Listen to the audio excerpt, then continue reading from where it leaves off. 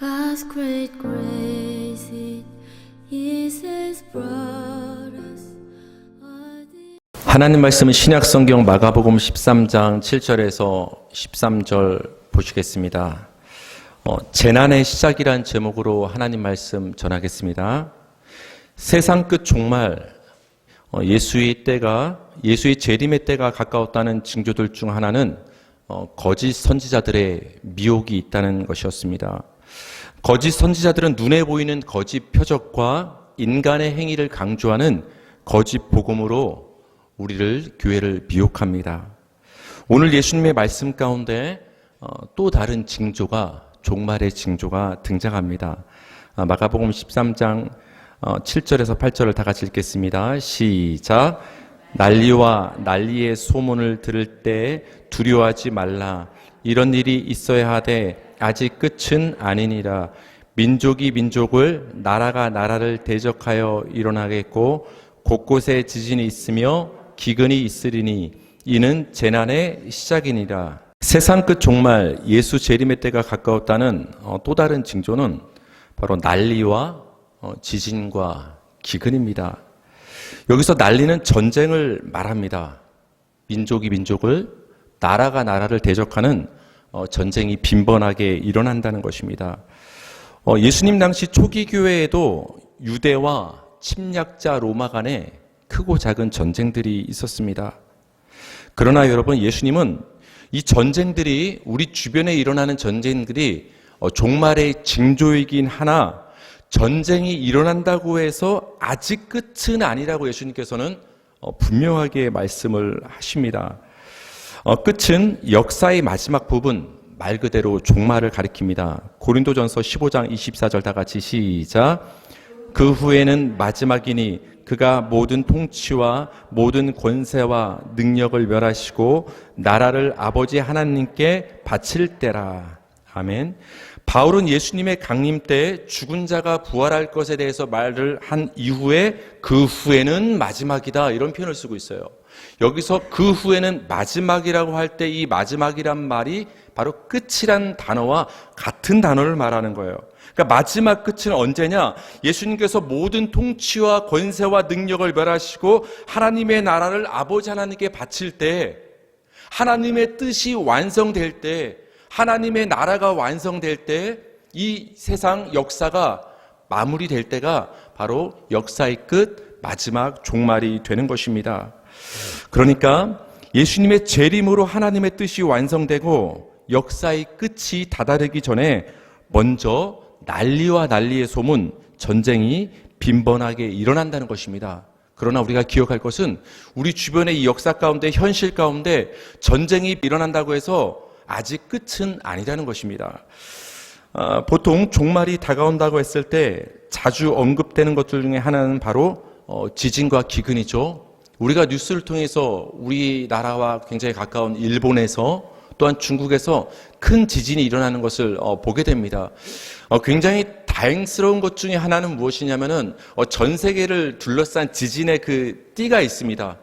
그 지역은 특별히 지진이 많이 일어나는 거예요. 근데 그 지진띠가 그 일본을 지나가고 중국을 지나가는데 다행히 우리 대한민국은 지나가지 않아서 우리나라가 일본이나 중국에 비해서는 큰 지진이 일어나지 않습니다. 그럼에도 불구하고 바로 이웃 나라 일본과 중국에서 굉장히 큰 지진이 일어나는 걸 볼 때 우리는 종말이 다가왔구나, 예수님 오실 때가 다가왔구나 하면서 우리는 두려움에 빠질 때가 있습니다. 예수님 당시 초기 교회 그 당시에도 라오디게아에 지진이 있었다고 합니다. 그러니까 지진은 사실은 오늘날만 일어나는 것이 아니라 그 옛날에도 지진이 있었다는 것을 우리는 알 필요가 있습니다. 성경에서 지진은 하나님의 심판과 연결이 돼요. 이사야 29장 6절 제가 읽어드릴게요. 만군의 여호와께서 우레와 지진과 큰 소리와 회오리바람과 폭풍과 맹렬한 불꽃으로 그들을 징벌하실 것인즉. 하나님의 징벌과 심판이 임하는데 다양한 모습으로 임합니다. 그때 하나님의 심판을 묘사한 모습 중에 하나가 뭐냐? 바로 지진. 그러니까 지진이 등장했다? 이것은 하나님의 심판의 때가 가까웠다는 것을 우리는 알 수가 있습니다. 기근도 우리 주변 보면은 TV를 통해 보면 공익 광고가 굉장히 많죠. 우리 아프리카 지역에 먹지 못하는 그 난민 어린이를 구호하자는 광고가 우리에게 많이 나오는 것을 보게 되는데 기근은 사실 오늘날만의 문제가 아니라 그 옛날에 어쩌면 더 많은 사람들이 기근으로 굶어 죽었음을 우리는 알 수 있어요. 누가복음에 등장하는 그 둘째 아들 탕자도 무엇을 만났죠? 타향에서 기근을 만나지 않았습니까? 가뭄을. 그러니까 기근은 어느 시대든 있는 것입니다. 이 기근도 바로 하나님의 심판의 모습 중에 하나라고 성경은 우리에게 말을 해주고 있어요. 예레미야 24장 10절 내가 칼과 기근과 전염병을 그들 가운데 보내 그들이 내가 그들과 그들의 조상들에게 준 땅에서 멸절하기까지 이르게 하리라 하시니라. 하나님이 칼을 통해서, 다시 말하면 전쟁을 통해서 심판하십니다. 그리고 기근을 통해서, 전염병을 통해서 하나님을 심판하시는데 하나님의 심판의 도구 중에 하나가 뭐냐? 기근이라는 거예요. 근데 여러분, 이 종말의 징조, 예수님께서 지금 말씀하시는 종말의 징조들 중에 하나가 뭐라고 했어요? 전쟁, 칼, 그리고 지진, 기근을 말씀하고 계시는데 이것은 다 무엇과 연관됐다? 하나님의 심판과 연결되는 것들이라는 거예요. 종말의 징조들을 지금 예수님께서 말씀하시는 것, 다시 말하면 전쟁과 지진과 기근을 말씀하시는 것은 하나님의 심판의 때가 점점 가까운다는 것을 지금 예수님께서 우리에게 말씀을 해 주시는 것입니다. 예수님이 또 이렇게 말씀을 하시죠. 이는 재난의 시작이니라. 다시 말하면 예수님께서 종말의 징조들로 지금까지 말씀하신 것들이 여러분 무엇이 있었죠? 기억해 볼까요? 미혹이 있었죠. 지금 간단히 말씀드린 전쟁, 지진, 기근, 여러 가지 종말의 징조들이 있는데 이것들은 재난의 시작이라는 거예요. 시작이라는 게 굉장히 중요해요. 끝이 아니라 지금까지 말씀드렸던 전쟁과 지진과 기근과 이 미혹 같은 징조들은 재난의 시작이라는 거예요. 여러분, 재난은 정확히 말하면 고통이란 말이에요. 그러니까 고통이 시작됐다라는 거예요. 이 고통이란 단어가 굉장히 잘 설명되어 있는 구절이 데살로니가 전서 말씀에 나오는데요. 다 같이 읽어볼게요. 5장 3절 시작. 그들이 평안하다 안전하다 할 그때에 임신한 여자에게 해산의 고통이 이름과 같이 멸망이 갑자기 그들에게 이르리니 결코 피하지 못하리라. 해산의 고통이란 말이 나오고 있는데 여기서 이 고통이란 단어가 재난과 같은 말이에요. 그러니까 이는 재난의 시작이다 이 말은 이는 고통의 시작이다 이 말이에요. 먼저 고통이 오는 것이죠. 그럼 그걸로 우리는 아는 거예요. 곧 이후에 해산이 있구나. 이는 재난의 시작이다. 고통의 시작이다. 이 고통과 재난이 이런 징조들이 시작되는 것을 봤을 때 곧 이어서 해산의 시기가 오겠구나. 종말이 오겠구나. 예수 재림의 때가 오겠구나를 우리는 알 수가 있다라는 거예요.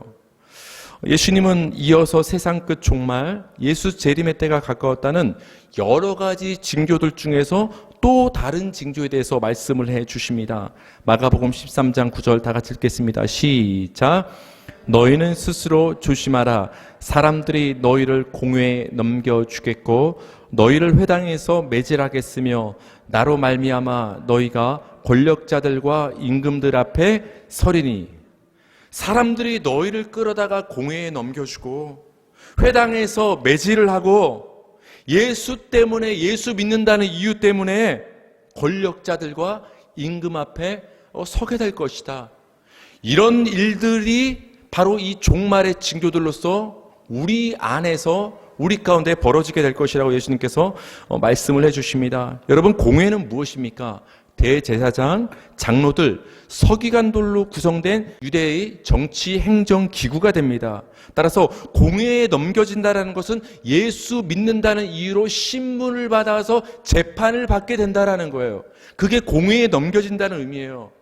회당은 무엇입니까? 당시 사람들이 모여서 어떤 종교적인 집회를 하는 곳이 회당이었단 말이에요. 근데 때로는 그 회당에서 어떤 재판이 열려서 사람들에 대한 처벌도 이루어진 곳이, 형벌이 이루어진 곳이 회당이에요. 그러니까 회당에 끌려가서 매질을 당할 수도 있었다라는 거예요. 근데 예수님 말씀하십니다. 너희가 예수 믿는다는 이유로 회당에 끌려가서 매질을 당할 수도 있다. 이런 일들이 벌어질 것이다. 또 어떤 곳에 여러분 끌려갑니까? 바로 권력자들과 임금들 앞에 설 수도 있다. 너희가 여기서 말하는 권력자들은 로마 황제의 위임을 받은 총독의 그 직위를 말하는 거예요.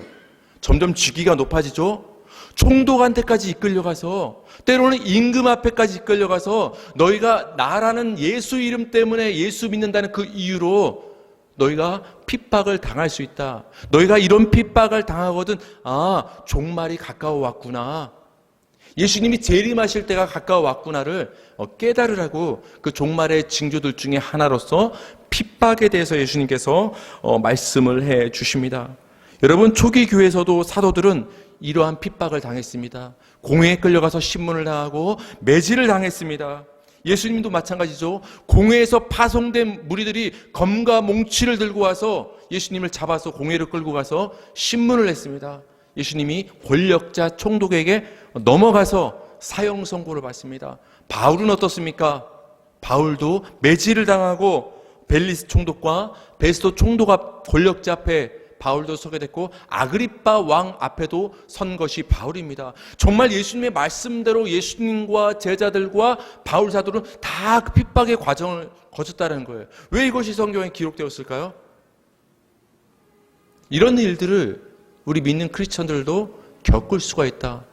경중은 다를 수 있지만, 크고 작음은 다를 수 있지만, 우리가 이 현실을 살면서 예수 믿는다는 이유로 여러 가지 불이익과 핍박을 당할 수가 있다라는 거예요. 그때 깨달으면 된다라는 거예요. 뭐요? 종말이 다가오고 있구나.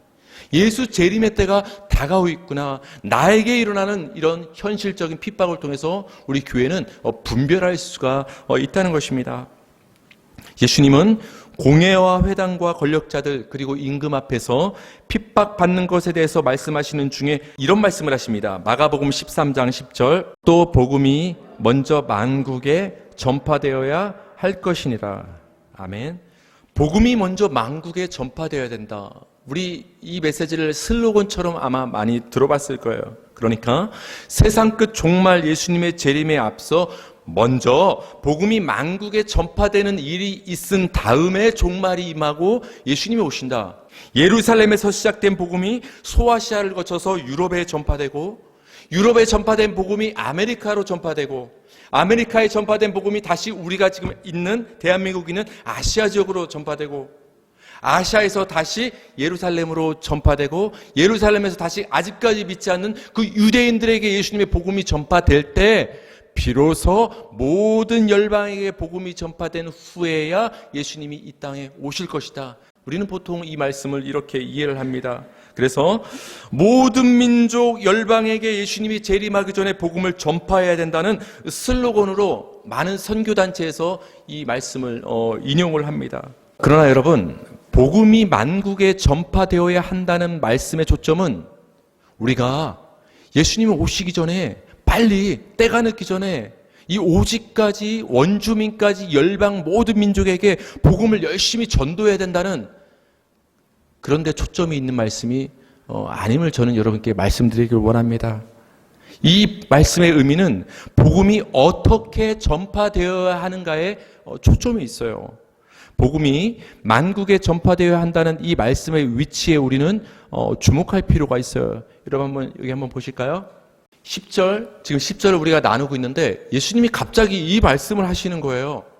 9절에서는 어떤 말씀을 하십니까? 너희가 공회에 넘겨지고 회당에서 매질을 당하고 권력자와 임금 앞에 서서 핍박을 당할 것이다. 그리고 11절에서는 사람들이 너희를 이렇게 끌어다가 넘겨줄 것이다. 9절과 11절에서는 너희가 예수 믿는다는 이유로 끌려가고 넘겨지고 핍박을 당한다는 얘기를 하다가 중간에 갑자기 복음이 먼저 만국에 전파된다는 얘기가 지금 들어가 있는 거예요. 약간은 생뚱맞게 지금 이 말씀이 들어간 거예요. 여기서 우리가 깨달을 수 있는 것은 복음이 전파되는 것은 핍박의 상황 가운데 전파된다는 것을 예수님은 말씀하시는 거예요. 편한 가운데, 모든 것이 준비된 가운데 우리 인간의 방법으로 복음이 전파되는 것이 아니라 누가 봐도 불가능한 상황 속에서, 핍박의 상황 속에서 지금은 도저히 전도가 안 되겠다. 우리 자신부터 핍박당하는데 어떻게 복음을 전할 수 있는가? 어떻게 보면 인간이 모든 두 손 두 발을 내려놓을 수밖에 없는 그 상황, 그 상황을 통해서 하나님은 복음 전파의 역사를 진행하신다라는 거예요. 공회에 끌려가는 상황 속에서, 매질을 당하는 상황 속에서, 권력자 앞에 서게 되는 그 상황 속에서, 그 핍박의 상황을 통해서 복음은 역사를 통해서 진행돼 왔다라는 거예요. 그래서 우리는 변명할 수가 없는 거예요. 하나님, 우리가 약해서 전도할 수 없습니다. 내가 나 혼자도 교회 다니기 지금 참 핍박이 있어서 힘든데, 상황이 여의치 않은데 내가 어떻게 복음을 전할 수 있습니까? 그렇지 않아요, 여러분. 복음은 핍박의 과정 가운데서 복음은 전파되게 돼 있는 거예요. 그것을 예수님께서는 핍박의 상황 속에서 복음이 먼저 만국에 전파된다는 이 메시지를 삽입시킴으로 우리에게 복음이 어떻게 전파되는가에 대해서 말씀을 해주셨어요. 사도행전 4장 11절에서 13절 우리 한번 다 같이 읽어볼까요? 이 예수는 너희 건축자들의 버린 돌로서 집 모퉁이의 머릿돌이 되었느니라.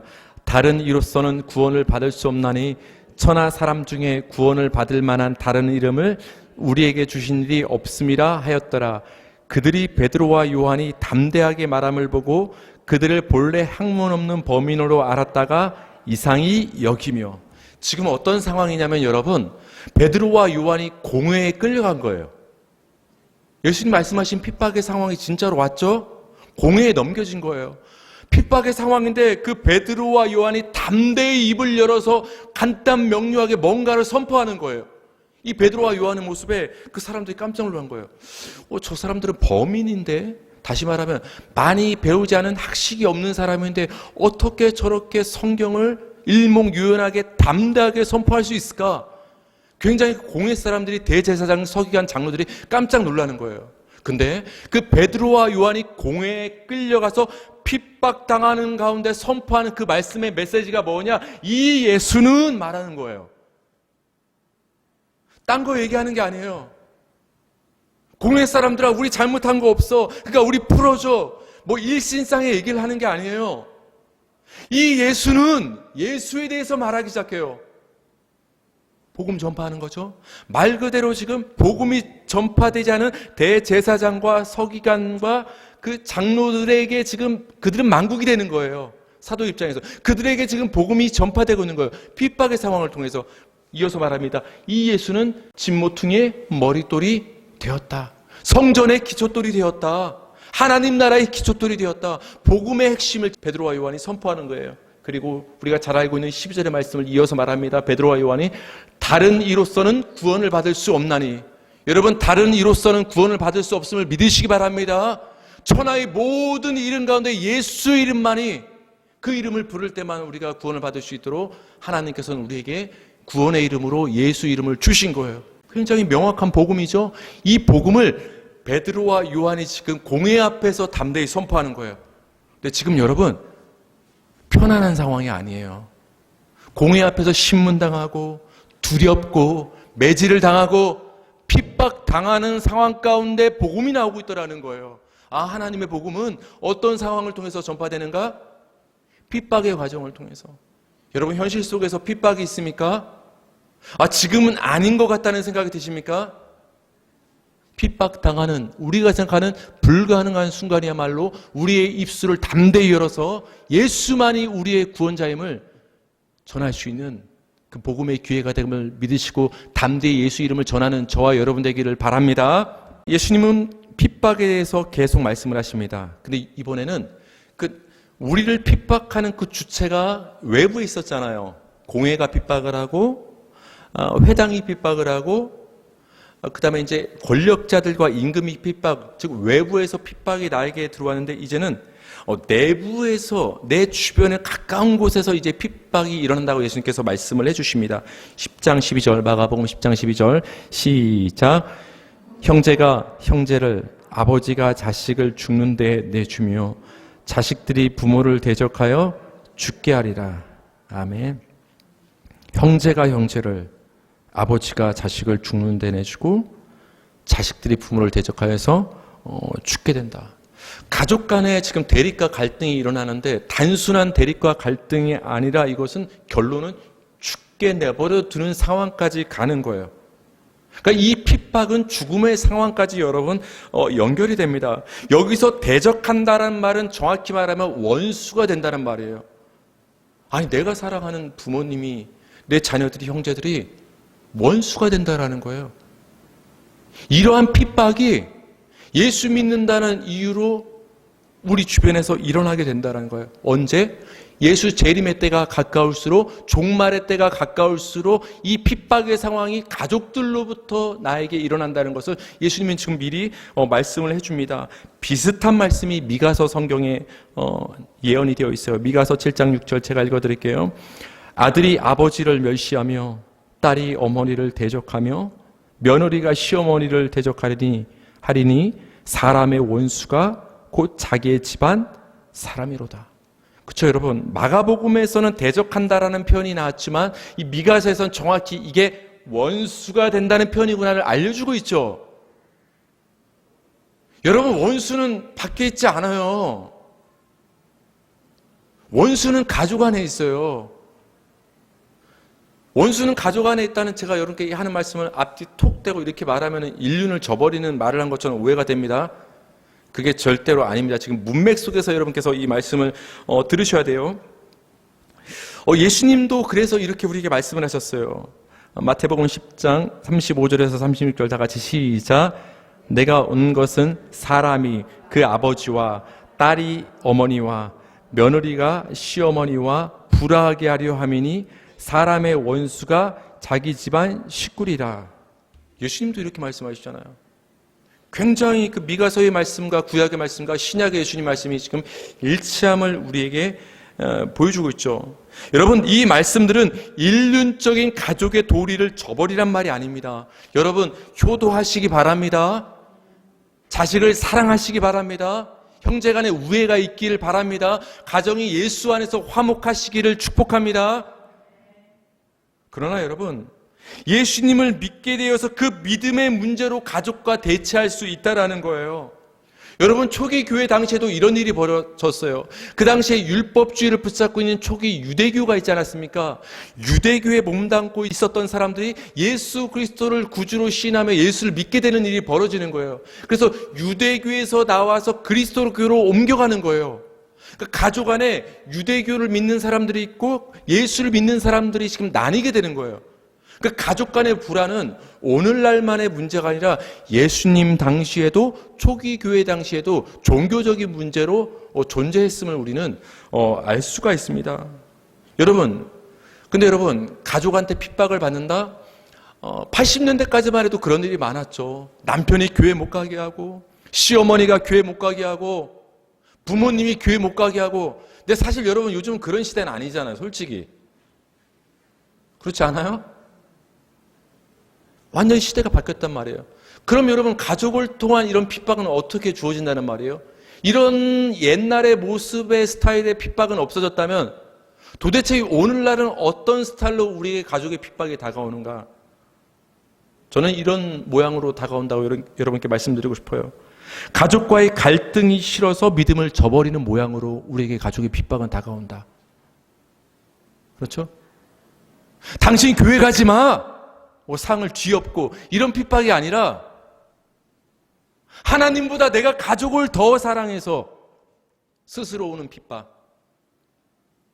교회 안 가는 자체가 핍박인 거예요. 예수님 믿지 않는 자체가 핍박인 거예요. 매질을 당해야만 핍박이 아니라 믿음을 저버리면 그것이 핍박인 거예요.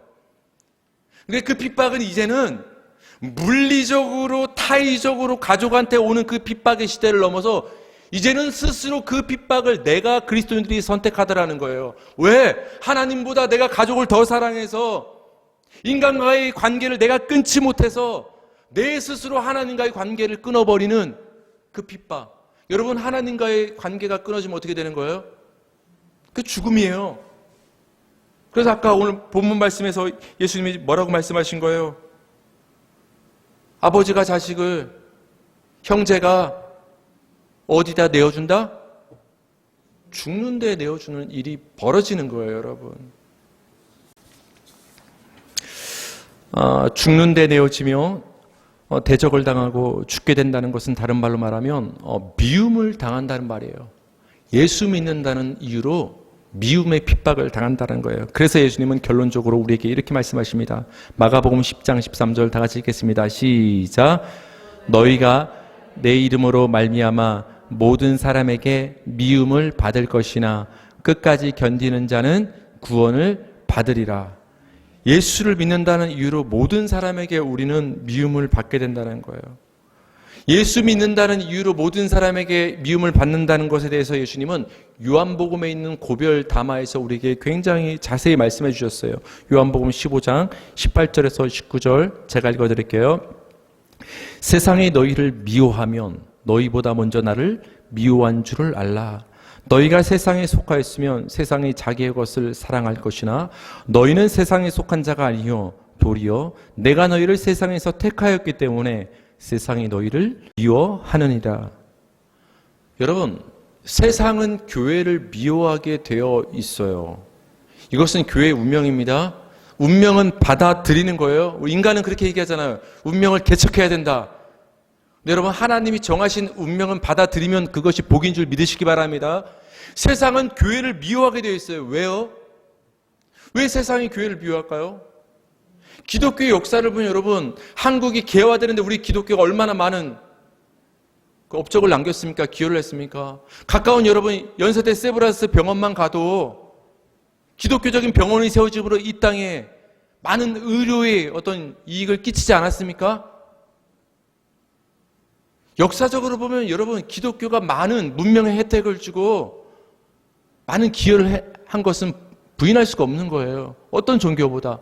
그런데도 여러분, 희한한 게 세상은 기독교를 멸시하고 조롱하고 미워하더라는 거예요. 왜 미워할까요? 우리가 무슨 잘못을 했길래? 이유 없어요. 예수를 믿기 때문에 미워하는 거예요. 물론 겉으로는 너희 왜 예수를 믿어? 그러니까 너희를 미워할 거야. 이렇게 말은 하지 않지만 영적으로 보면 그들은 예수를 믿지 않고 우리는 예수를 믿기 때문에 그래서 미워할 수밖에 없는 거예요. 왜? 예수님 말씀하십니다. 세상이 나 예수를 먼저 미워했기 때문에 나 안에 속한 너희를 세상이 미워하는 것은 당연한 일이다 말씀하시는 거예요. 그러니까 여러분 이렇게 생각하시면 돼요. 세상이 교회를 미워한다? 예수 믿는다는 이유로 가족이 나를 핍박한다? 사람들이, 세상이, 권력자들이 나를 핍박한다? 아, 내가 세상에 속한 자가 아니라 예수님께 속한 자인 것이 드러나는구나. 그 증표가 되는구나. 그렇게 아시면 돼요. 여러분, 군인들 훈장 달아요, 안 달아요? 여러 가지 훈장들 달고서 어떤 회의나 어떤 의식에 참여하지 않습니까? 여러분 가슴에도 지금 훈장이 있는 거예요. 보이진 않지만 한번 보세요. 어떤 훈장이 있는 거예요? 핍박이라는, 미움이라는 훈장이 우리의 가슴에는 다 달려 있는 거예요. 어떤 표시로? 예수 믿는다는 표시로. 근데 여러분, 저는 정말 안타까운 것이 뭔지 아십니까? 세상이 교회를 등지고 미워하는 것이 안타까운 것이 아니라 세상이 교회를 미워한다는 이유로 세상으로부터 사랑받으려고 발버둥 치는 교회의 모습이 안타까워요. 그렇지 않아요? 왜 세상한테 사랑을 받아야 돼요? 여러분, 세상한테 사랑받으려면 세상이 원하는 모습이 돼야 사랑받는 거예요. 세상이 우리를 왜 미워한다고 했어요? 예수 때문에. 그럼 세상의 미움을 받지 않고 세상의 사랑을 받고 세상의 만족을 얻으려면 우리가 뭐를 덜 사랑해야 되는 거예요? 예수를 덜 사랑하고 예수를 내세우지 않으면 세상이 우리를 사랑해요. 근데 여러분, 교회가 지금 세상의 사랑을 받고 세상의 존경을 받고 세상의 비율을 맞추기 위해서 노력을 한다라고요? 그건 여러분 예수님을 배신하는 거예요. 교회는 세상의 미움을 받는 것이, 핍박을 받는 것이 당연한 거예요. 왜? 우리는 종말의 시대를 살고 있기 때문에. 예수 재림의 때가 가까운 시대를 살고 있기 때문에 성도가, 교회가 세상의 미움을 받고 핍박을 받는 것은 너무나 당연한 것인 거예요. 그런 일들이 우리 가운데, 내 안에 벌어질 때 깨달으시면 된다라고 하는 거예요. 아, 내가 세상에 속하지 않고 예수께 속함이 증명되는구나. 예수님이 정말 계시구나. 그것을 깨달으시면 됩니다. 끝까지 견디는 자는 구원을 받으리라. 여러분, 끝은 뭐라고 했죠? 마지막, 정말 예수님이 다시 오시는 그날, 강림의 때, 재림의 때, 그때까지 견디는 자는 구원을 받게 된다라는 거예요. 여러분, 끝까지 견딘다는 말은 단순히 참는다는 말이 아니에요. 견딘다, 참는다, 뭐 아파도 참는다, 단순한 그런 의미가 아니에요. 우리 마지막으로 미가서 7장 6절에서 7절을 한번 보겠습니다. 아들이 아버지를 멸시하며 딸이 어머니를 대적하며 며느리가 시어머니를 대적하리니 사람의 원수가 곧 자기의 집안 사람이리로다. 오직 나는 여호와를 우러러보며 나를 구원하시는 하나님을 바라보나니. 나는 여호와를 우러러보며 나는 구원하시는 하나님을 바라보나니. 여기서 여러분, 바라본다, 하나님을 바라본다, 이렇게 번역된 말이 견딘다라는 말과 같은 말이에요. 끝까지 견디는 자는 구원을 받으리라, 이것을 다르게 풀어 말하면 어떤 뜻이라는 거예요? 끝까지 하나님을 바라보는 자는 구원을 얻으리라, 이거예요. 여러분, 예수님 오시는 그날까지 끝까지 하나님만 바라보고 의지하시기 바랍니다. 그러면 우리에게 어떠한 핍박이 주어지는 상황 속에서도 우리는 마침내 구원을 받게 되더라는 거예요.